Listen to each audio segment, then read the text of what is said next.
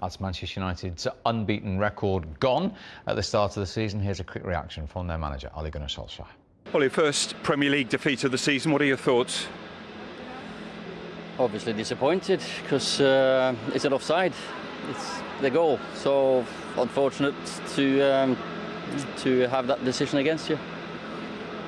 You had the opportunity, obviously, to get a point. The penalty, what did you make of it?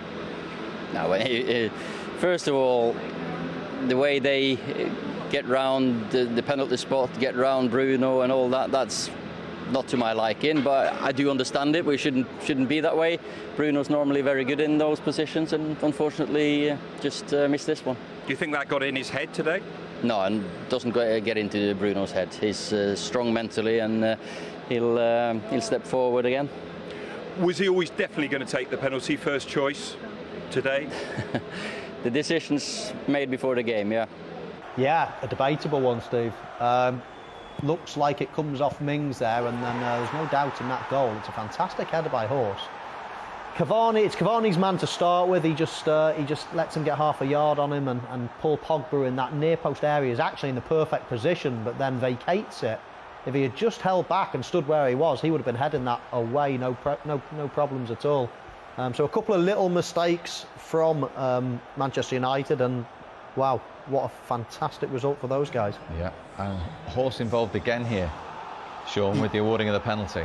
Yeah, for me, I thought that penalty decision, to be honest, was a bit harsh on him. His arm's a lot closer to his body than it seems, so it seems more natural. So it's kind of hard to give, but nevertheless, he gets the penalty, and I thought for sure this was a goal. But then when I saw it, I was gobsmacked. I couldn't believe, out of all people, Bruno would have missed that. Is the fact that Ronaldo's on the pitch and there's even a debate looming at all in Bruno Fernandez's head there?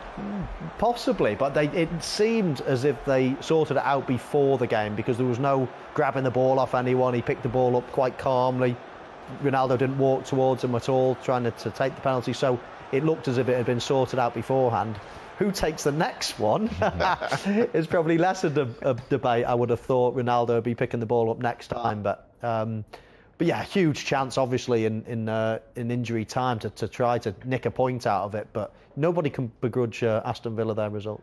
Okay, he's talking about the goal for Courtney House being offside. Let's have a look. What do we think he's alluding to here, Michael? Well, I'm not sure about offside. I mean, it's come from a corner and the ball's been played backwards. You can't be, I don't quite know. The only thing is Ollie Watkins on David De Gea. I think that's probably the thing that he's complaining about. In his eye line. Yeah, but De Gea gets a clean, look at it. I don't think he's blocking his view. We have seen them. We saw a couple of goals actually disallowed at Brighton last week. So, I can understand where he's coming from, but I think that would have been very harsh to disallow for offside. I have to agree with Michael there. It felt to me like he was just searching for something there.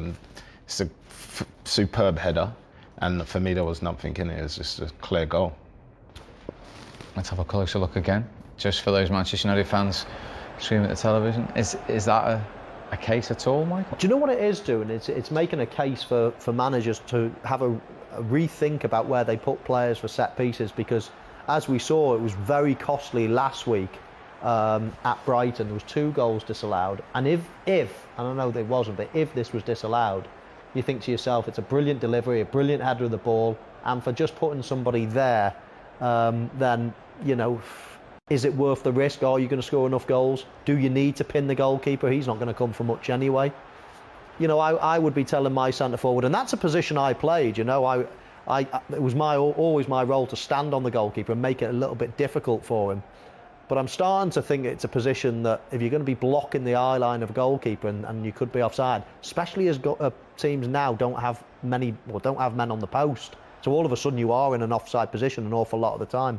Might be something that a lot of people want to have a look at when they're preparing their set pieces. Interesting. Should say huge win for Aston Villa, their first against Manchester United since Martin O'Neill's team in 2009. That was 1-0 at Old Trafford as well. Been playing for Villa in that first half, Michael. Do you fancy getting on the score sheet? This isn't as easy as it looked. I mean, Sean, you've been that sort of wing back, that winger on the back post.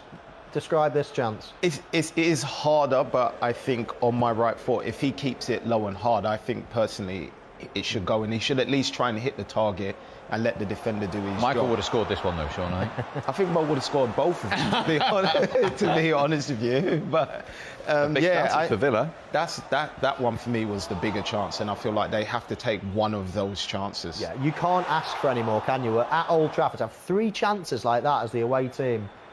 This one came to Paul Pogba a little bit quick. He actually does pretty well to get it near that far corner. I just think if he had a little bit more time to assess it, to see it, but it almost took a deflection and hit him on the head rather than him heading it. But we've seen 4 chances there. The 3 best ones, probably, well, at least 2 of them have gone to Villa.